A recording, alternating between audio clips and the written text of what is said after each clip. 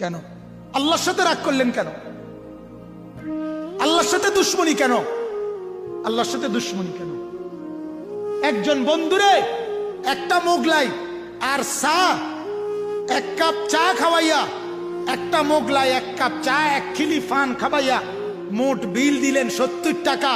আল্লাহর ঘর মসজিদের জন্য, মাদ্রাসার জন্য কোন অসহায় চাওয়ার পরে তারে বলে দিলেন মাফ করো, 5টা টাকা জুটলো না। কারণটা কি? কথা বলেন না কেন? কারণটা কি? 70 টাকা যারে খাওয়াইলেন, এইতে খানাটা শেষ হবার লগে কয় বিড়িটা আঙ্গাইতেছে, ঠিক কিনা? বিড়ি আসেনি, বেটা বিড়িও নাই তোরতে বেটা, অত তুই এই মাত্র মোগলাই খেলি স্বীকার করলি না। মানে এই যে বিড়িটা নাইকা, এই কারণে মোগলাইও মারি অকৃতজ্ঞ। নজরুল ভাই সুন্দর সহযোগিতা করছে, বলেন আলহামদুলিল্লাহ। অকৃতজ্ঞ তুই, তাইলে আপনি ভাবেন তো কারে খাওয়াইলেন?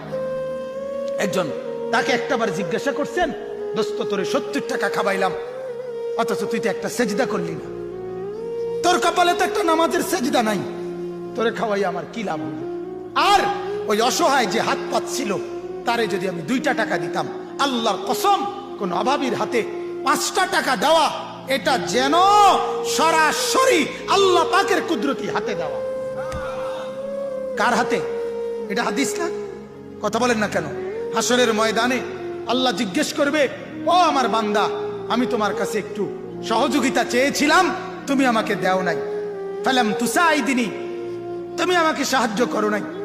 তখন ওই নাফরমান বলবে, আল্লাহ আপনি হলেন রব্বুল আলামিন, কায়নাতের মালিক, আপনারে আমি সহযোগিতা করব কেমনে? আপনারে আমি দেব কই থেকে? আল্লাহ তখন বলবেন, আমার এক অভাবী বান্দা তোমার কাছে হাত পাচ্ছিল, সেদিন যদি তুমি তাকে দিতা, সেটা আমি আল্লাহর হাতে দেওয়া হতো। কার হাতে? মজার কথা শুনেন মুজাম্মেল ভাই, হযরত মাওলানা আবু তাহের মিসবাহ, বাংলাদেশের একজন শ্রেষ্ঠ বুজুর্গ আলেম, অনেক বড় মাপের সাহিত্যিক আলেম। ওনার একটা কিতাব আছে বাইতুল্লাহর মুসাফির, হজের সফরনামা, হজের। তো এখানে একটা আশ্চর্য কথা আছে, উনি প্রথম বছর যখন হজে যায়, শোনেন মজার কথা, এক ছোট বাচ্চা ছেলে উনারে 2টা চকলেট দিছিল, চকলেট উনার হাতে।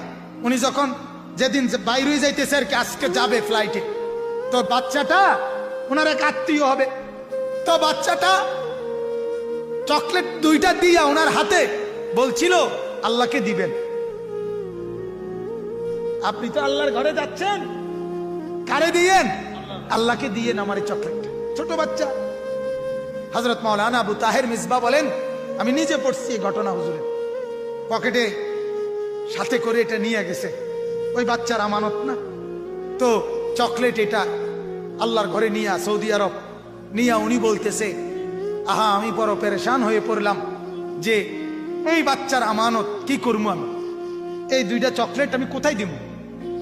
এই তো আমারে বলছে আল্লাহকে দিতাম, আল্লাহকে দিব কিভাবে? হযরত তখন বলেন, আমার তখন এই কলিজার ভিতরে আল্লাহর নবীর এই হাদিস মনে আসছে।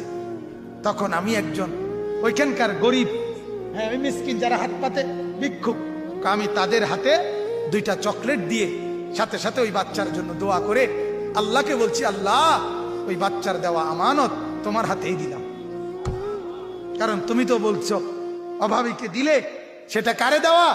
তোমাকে দেওয়া। তো বাচ্চা তো চাইছিল কারে দিতে? আল্লাহকেই দিতে। তো আমি আল্লাহর নামে চাইছে, তাকে দিলাম। সুবহানাল্লাহ। অতএব আমার